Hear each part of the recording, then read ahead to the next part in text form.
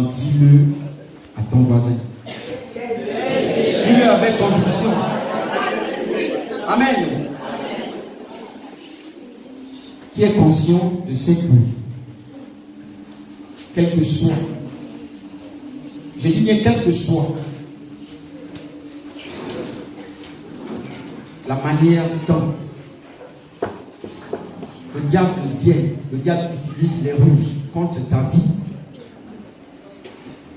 Mais le Seigneur qui est fidèle, il ne va jamais te laisser tomber. Amen. Voilà pourquoi je peux intituler mon message ce matin. Tes échecs ne changeront pas ta destinée.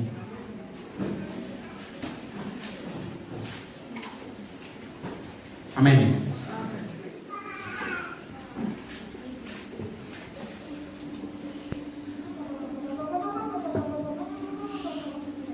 Bien-aimés, chaque jour que Dieu fait, nous sommes exposés. Nous sommes exposés. Et nous sommes comme des proies du diable.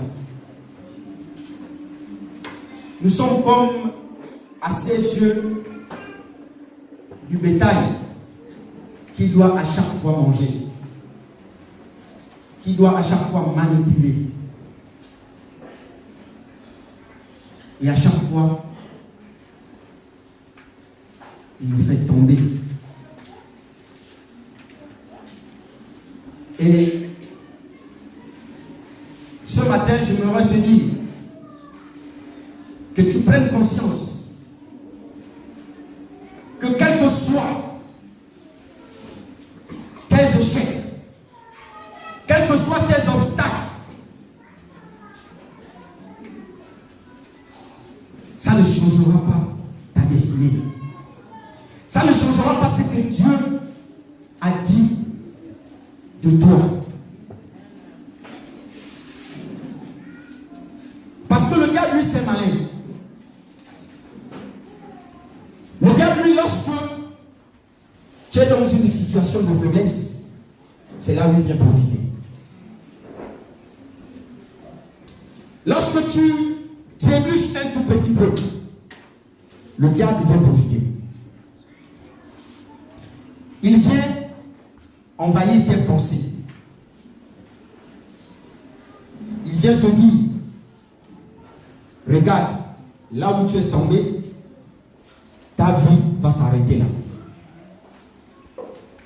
Là où tu as fait un faux pas, ta vie va s'arrêter là. Parce qu'il sait où il vient t'attaquer. Il sait que s'il t'atteint par tes pensées, tu seras totalement abattu. Et il va te gagner. Or, l'échec, plus ou moins l'obstacle que tu as croisé, n'est pas une fin en toi. C'est pas ce que Dieu a dit. Dieu n'a pas dit tu vas tomber, tu vas t'arrêter, non. Il veut que lorsque tu tombes, tu te relèves. Voyez-vous, lorsque un enfant tombe, un enfant apprend à marcher, il est encore fragile, n'est-ce pas? Et quand il commence à faire ses pas, ses premiers pas, il tombe. Amen. Il tombe, n'est-ce pas?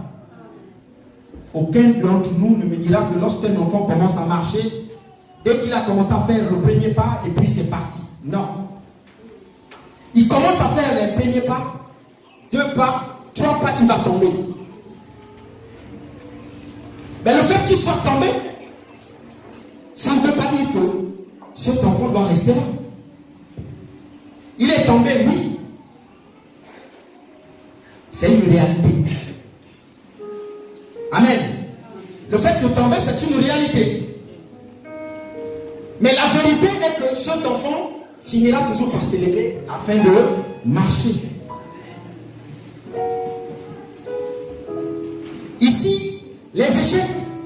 de réalité dans la vie courante. Mais la vérité ici, c'est la destinée.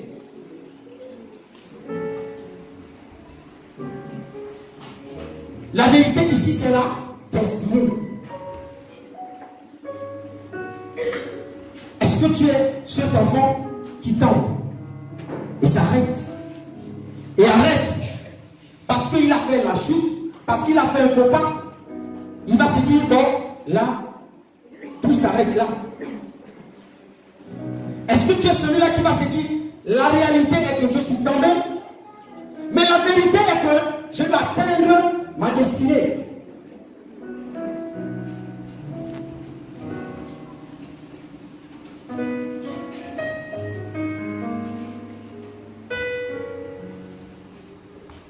C'est celle-là la vérité. Atteindre la destinée. Ce que Dieu a dit. Ce que Dieu a prévu faire pour toi dans ta vie. Chacun d'entre nous avons une destinée bien précise. Mais au courant de notre marche, au courant de notre marche dans le Seigneur, nous allons à chaque fois rencontrer des obstacles. Des obstacles qui vont nous emmener, si tu n'es pas aguerri, si tu n'es pas affermi, vont t'amener à penser, vont t'amener à dire que ça y est, tout est arrêté. Que ça y est, je m'arrête par là. Je ne continue plus. Or, la vie chrétienne est une vie d'endurance. Ce n'est pas une vie de vitesse, c'est l'endurance. On va être enduré. Enduré pourquoi? Parce que le chemin, il est lent. La marche vers l'éternel est très longue. Et pour y arriver, bien aimés, nous devrons être endurés. Nous ne devons pas penser que tout est facile. Voilà pourquoi ce matin, je viens dire que les échecs ne sont pas une fin. Les échecs ici représentent la réalité. La réalité, c'est ce que nous vivons. C'est le monde. La réalité ici, c'est le monde dans lequel nous vivons.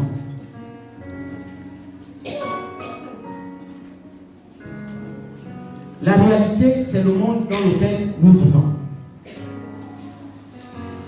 Mais la vérité ici, c'est les cieux. Est-ce que tu te limites au siècle présent? Est-ce que ta vie est limitée au siècle présent? Ou est-ce que tu te dis que sur cette terre, tout n'est que vanité?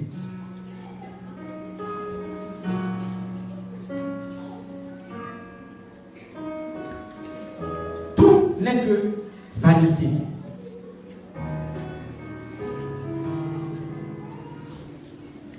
Le monde ne nous a jamais donné quelque chose de bon. Le monde ne nous a jamais présenté quelque chose de bon. Parce que tout ce que le monde nous présente, derrière ça, il y a un grand danger. Derrière ça, il y a la mort. Derrière ce que le monde nous présente, il y a la chute. Le monde va t'amener à croire que ce qu'il te présente résume toute la vie, regorge toute la la vie.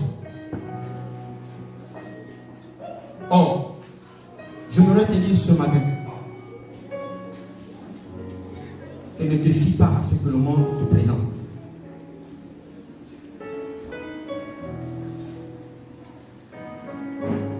Ne te fie pas à ce que le monde te présente. Le monde n'est pas un ami pour nous. Amen. Amen. Amen. Amen. Nous allons lire toujours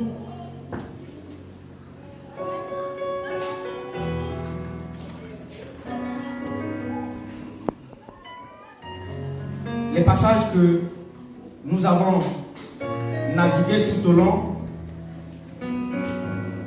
du rallye de prière. Donc je disais ici, la destinée représente la vérité. Et la vérité, c'est le monde spirituel. Amen. Nous allons parler ici de deux types d'échecs.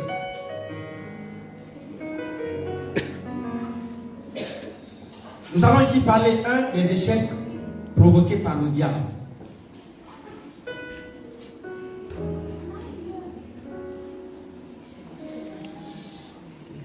Nous allons lire dans Genèse.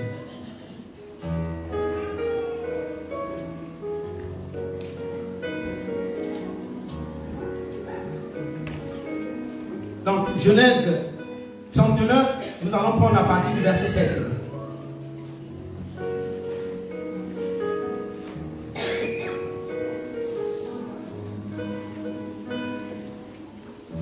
La Bible nous dit ici dans Genèse 39 à partir du verset 7. Après ces événements, il arriva que la femme de son maître porta les yeux sur Joseph et dit: couche avec moi.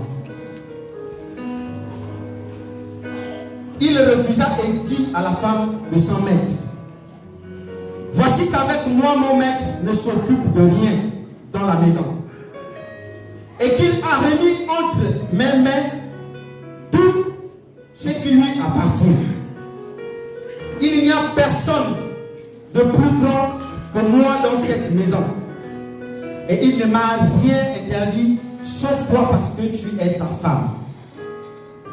Comment ferais-je un aussi grand mal et pécherais-je contre Dieu? Elle avait beau en parler jour après jour à Joseph, il n'écoutait même pas ses propositions de coucher auprès d'elle pour s'unir à elle. Un jour, il entra dans la maison pour faire son ouvrage. Il y avait là, dans la maison, personne des gens de la maison. Alors elle le saisit par son vêtement en disant: couche avec moi. Il lui abandonna avec son vêtement dans la main et s'enfuit dehors. Lorsqu'elle vit qu'il lui avait abandonné son vêtement dans la main et qu'il s'était enfui dehors, elle appela les gens de sa maison et leur parla en ces termes: voyez, il nous a amené un Hébreu pour se jouer de nous. Il est venu vers moi pour coucher avec moi, mais je me suis mise à crier très fort. Quand il entendit que je levais la voix et que je criais, il a abandonné son vêtement à côté de moi et s'est enfui dehors. Elle posa le vêtement de Joseph à côté d'elle jusqu'à ce que son maître rentre à la maison. Verset 17. Alors elle lui parla de la même manière en lui disant: l'esclave hébreu que tu nous as amené est venu vers moi pour se jouer de moi. Comme j'ai élevé la voix et que j'ai crié, il a abandonné son vêtement à côté de moi et s'est enfui dehors. Après avoir entendu ces paroles, après avoir entendu les paroles de sa femme, qui lui disait, voilà ce que m'a fait ton esclave, le maître de Joseph fut enflammé de colère et il le fit mettre en prison, à l'endroit où les prisonniers du roi étaient enfermés. Joseph resta là en prison.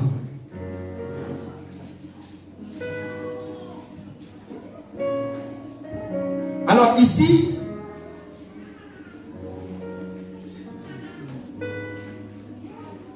bien aimé,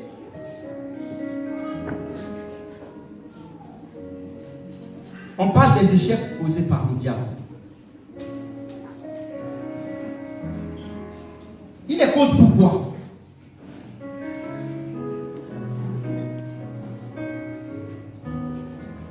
Lorsque le diable voit, le diable regarde. Vous savez, le diable n'est jamais loin. Le diable est à côté de nous. Il attend l'occasion favorable pour frapper. Il attend une occasion, petite soit-elle, il frappe. Alors là, Joseph est face à une épreuve.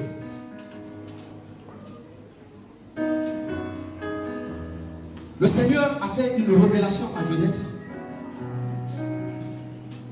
qu'il sera élevé un jour. Mais le diable, voyant cela, il met en place des techniques, il met en place des ruses pour vouloir faire échouer la destinée de Joseph.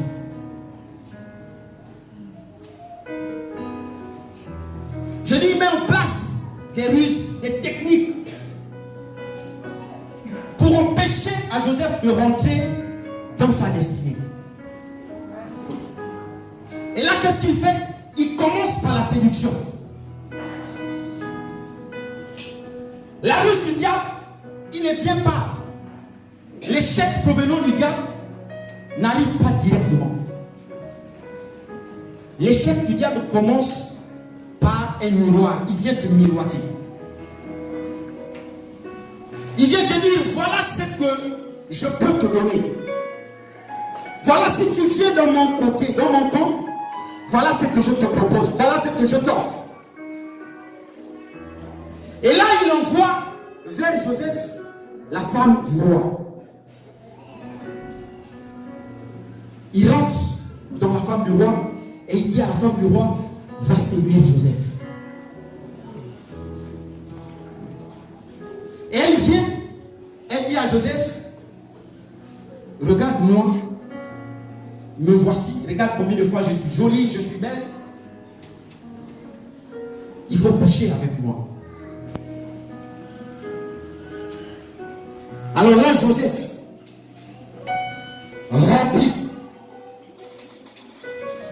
rempli du Saint-Esprit, tout de suite, il se rend compte que ça, c'est pas simple. Ça, c'est une technique du diable pour m'empêcher de rentrer dans ma destinée. Parce que lorsque je veux toucher la femme du roi, je vais pécher contre Dieu. Et lorsque je vais pécher contre Dieu, je ne pourrai plus rentrer en possession de ma destinée. Là, il dit, arrière de moi, Satan. Il fuit. Il ne fuit pas parce qu'il est faible, non. Il fuit parce qu'il y a ce contrat. Il a ce contrat qu'il a tissé avec son Dieu. Il s'est dit, moi je ne dois pas pécher contre Dieu.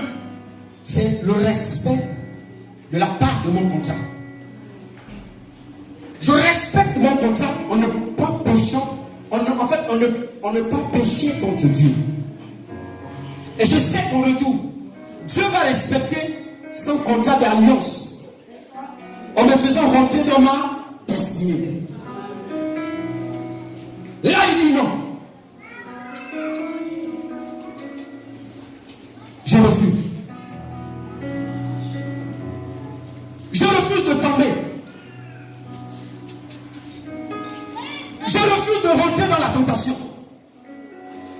Parce que derrière la tentation, je vais échouer. Derrière la tentation, je vais perdre. Derrière, lorsque nous péchons, nous perdons beaucoup. Nous perdons beaucoup. Pourquoi? Parce que nous attristons le corps de Dieu. Nous disons à Dieu, à travers l'acte que tu as posé, de tourner son dos. Parce que lorsque le corps de Dieu est touché, de par nos péchés, il ne peut rien faire. Alors là, Joseph dit, je refuse. Parce que ce que je sais, c'est que le Dieu qui parle, qui m'a fait cette promesse, lorsque sa bouche dit, sa main l'accomplit. Et je sais que ce Dieu ne va pas me décevoir. Je sais que quelle que soit la durée que ça pourra mettre, mais ça va s'accomplir. Et là, le diable dit, comme je n'étais pas eu de par la séduction, j'emploie une autre méthode. Voilà pourquoi je disais, les échecs provenant du diable commencent par la séduction. Parce qu'il vient d'abord te présenter. Il vient jauger ton degré, ton niveau de considération envers l'Éternel.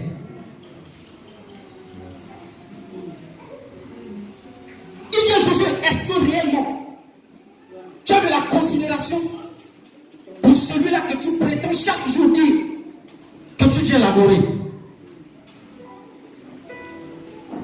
Il commence par là. Et quand il voit que tu es fait, il dit, bon, maintenant je vais utiliser une autre technique. Et là, il utilise une autre technique, c'est du chantage. Il sait qu'il n'a pas eu Joseph à travers la séduction. Joseph est aguerri, il est affermi. Il est conscient de ce que sa promesse, quelle que soit la manière, quelles que soient les années, finira par s'accomplir.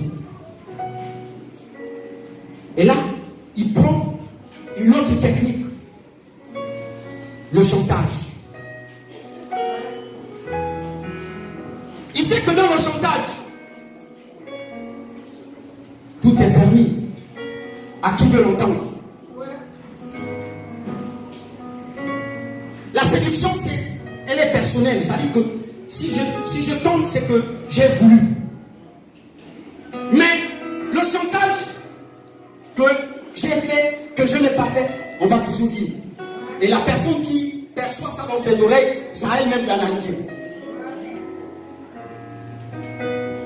Et là, il prend le chantage.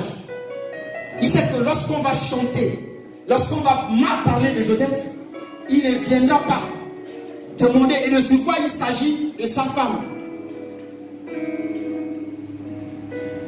C'est quelque chose de précieux, de sacré, de bon auprès du roi. C'est comme chacun d'entre nous. Lorsque on vient te dire qu'il y a tel qui est, en fait, qui a porté main à ta femme, tout de suite tu seras irrité. Tout de suite tu seras... En fait, il y aura une colère d'abord qui va monter dans ton cœur. C'est naturel. Mais ça prend. Alors là, on vient dire, elle dit au maître que voici ce que ton serviteur a fait. Ton esclave a fait. Alors là, le roi se met en colère.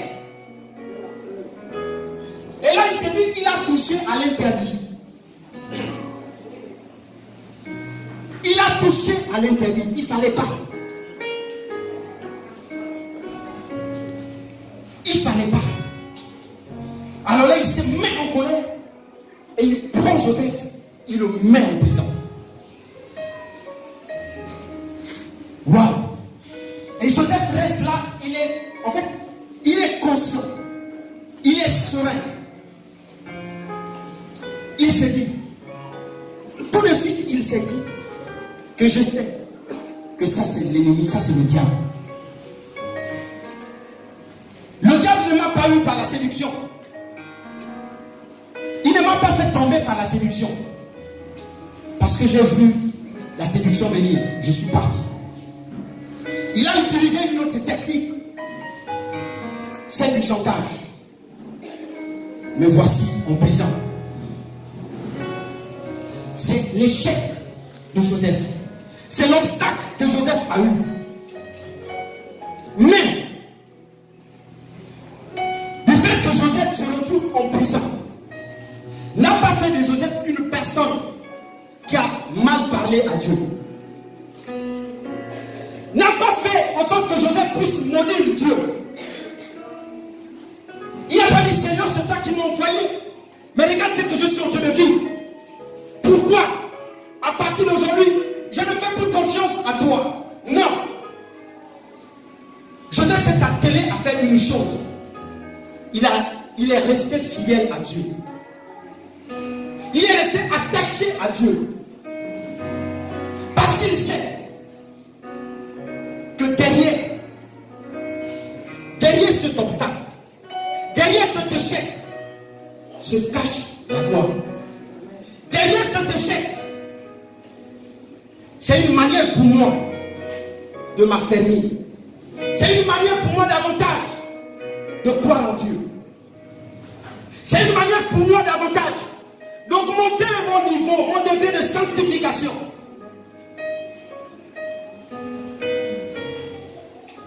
Il ne s'est pas limité.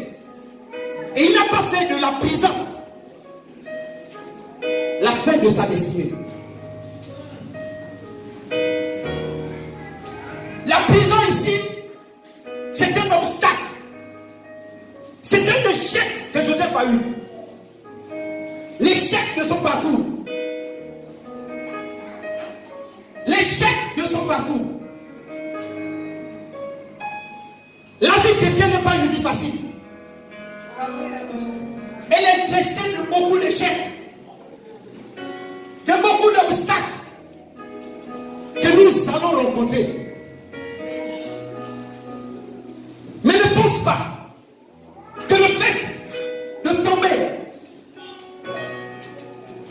va t'empêcher de rentrer dans ta destinée. Le fait de rencontrer un obstacle va t'empêcher de rentrer dans ta destinée. Les obstacles que tu vas croiser dans ta marche envers le Seigneur, c'est pour t'affermir, c'est pour te préparer, c'est pour te forger. Lorsqu'un enfant tombe, lorsqu'il apprend à marcher, c'est pour qu'il soit fortifié. Il ne tombe pas parce qu'il doit mourir, non. Il tombe parce qu'il doit être formé. Il tombe parce qu'il doit être formé. Il faut qu'il soit solide. Il va se dire, le monde dans lequel je suis en train de vouloir rentrer là n'est pas facile. Je commence toujours par tomber. Mais ce n'est pas parce que je suis tombé que je vais m'arrêter là. Non. Quand tu tombes, il faut savoir te relever. Quand tu tombes, ne pense pas que Dieu t'a abandonné.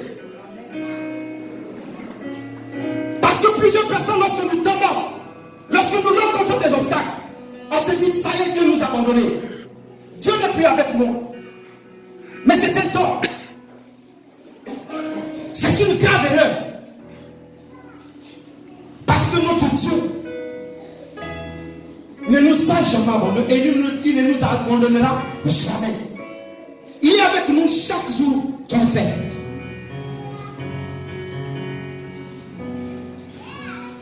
Alors Joseph se retrouve en prison. Qu'est-ce qu'il fait? continue d'invoquer son Dieu. Il sait que il n'a rien fait. Il sait qu'il est innocent. Mais il s'est dit, je sais une chose, c'est que je vais rentrer en possession de ma destinée. Quel que soit le temps, quel que soit ce que je vais endurer, quel que soit ce que je vais rencontrer, quels que soient les multiples coups que je vais recevoir, mais moi, je sais une chose, c'est que je dois respecter mon contrat d'alliance. Moi, je sais une chose, c'est que je dois rester ferme. Je dois rester attaché à Dieu. La prison n'était pas la fin de Joseph. Le fait que les frères de Joseph lui ont vendu n'était pas une fin. N'était pas une fin. On l'a vendu. Au contraire, il y a des obstacles dans notre vie qui deviendront des avantages. Le fait de vendre Joseph, c'était un avantage pour lui.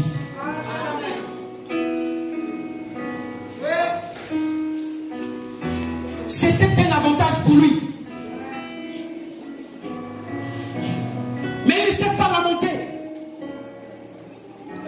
Et par la suite, la Bible, il n'a même pas maudit ses frères. Il ne l'a pas fait. Au contraire, il a compris que moi, pour entrer dans ma destinée, il fallait plusieurs obstacles, il fallait plusieurs chemins. Il fallait qu'on commençait par me vendre.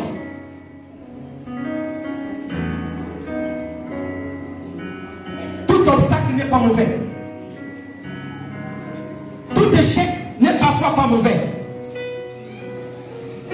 Il y a des échecs qui t'amènent vers le haut.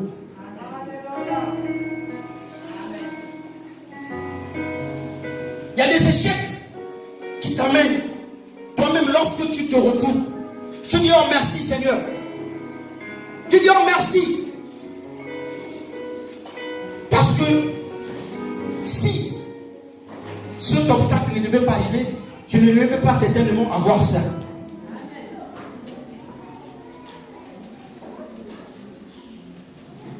L'obstacle de Joseph était pour lui une gloire. On lui a vendu. On lui a vendu. Il pouvait se dire c'est terminé. Mais il a fait une chose. Il est resté fidèle à Dieu. Amen.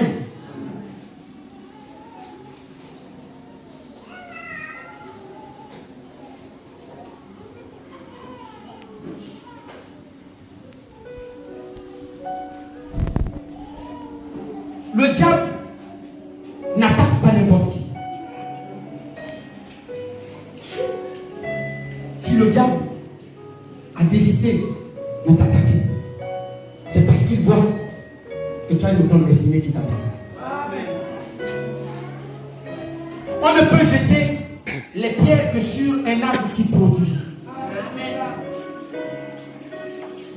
On ne peut pas jeter des pierres sur un arbre qui ne produit pas. Et si le diable t'attaque, c'est parce qu'il voit en toi ce qu'il ne peut pas avoir.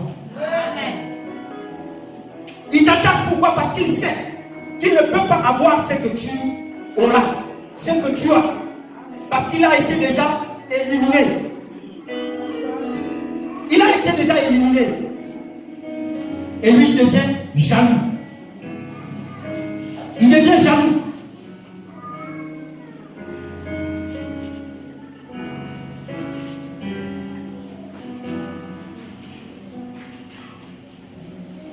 Amen.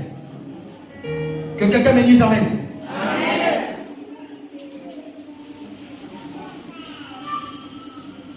Alors, c'est quand nous allons parler des obstacles